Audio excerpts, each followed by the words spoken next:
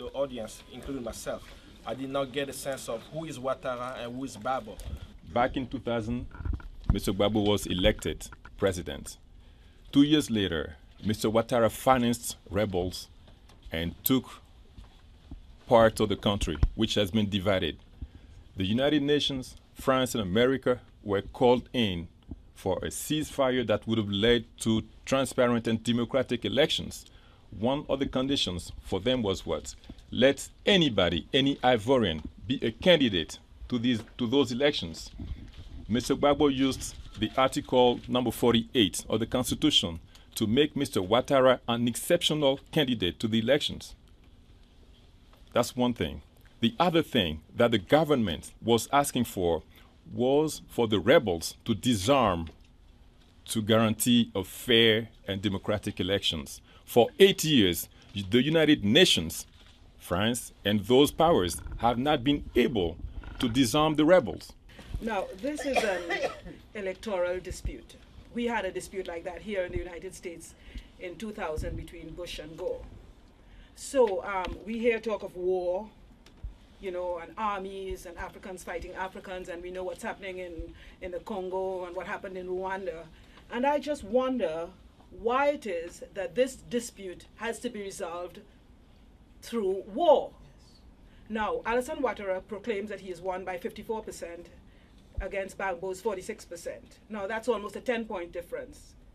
Time and again, Gbagbo has asked that there be a recount. With a 10-point difference, why has he refused? That's one of my questions. The other question I'd like to say is that we keep on saying that there are two presidents in the Ivory Coast. How could there be two presidents? Is there not a process that has to be followed to name a president? Was the process respected? And if the process was respected, who came out or who was proclaimed winner at the end of this process? The lady asked in terms of procedure. I think this gentleman addressed part of that.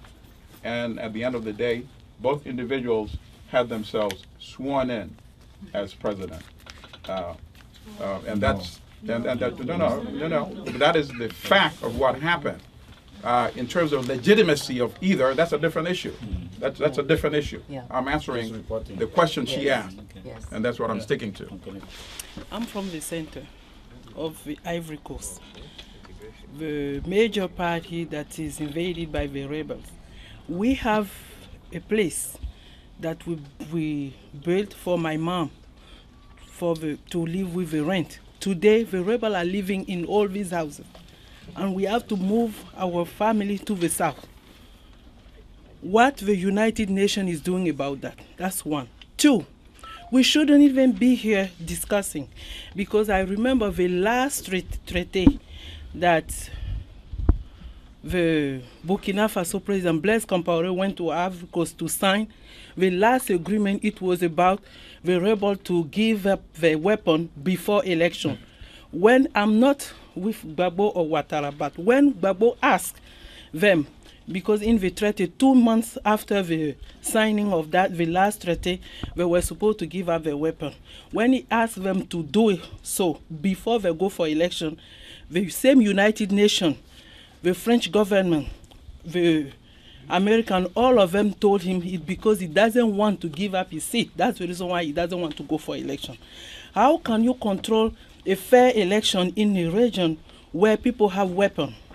And in terms of investigating the election, I think it's going to be very difficult for the UN to resist that argument, because we just saw what happened in Haiti, where there was a similar case. There was an election. There were 3 candidates who came out on top. The second candidate was the preferred candidate of the incumbent president in Haiti, and he was supposed to go in the runoff with the person that got the highest total, who was the female professor. But what happened? There was an uprising, and an investigation was conducted, led primarily by the Organization of American States, and the report was just issued this week. And the report says that, in fact, the second candidate was not the second candidate, that in fact he was the third candidate. and the candidate who came out number 3 should be elevated to the second position and should be allowed to contest in the runoff. So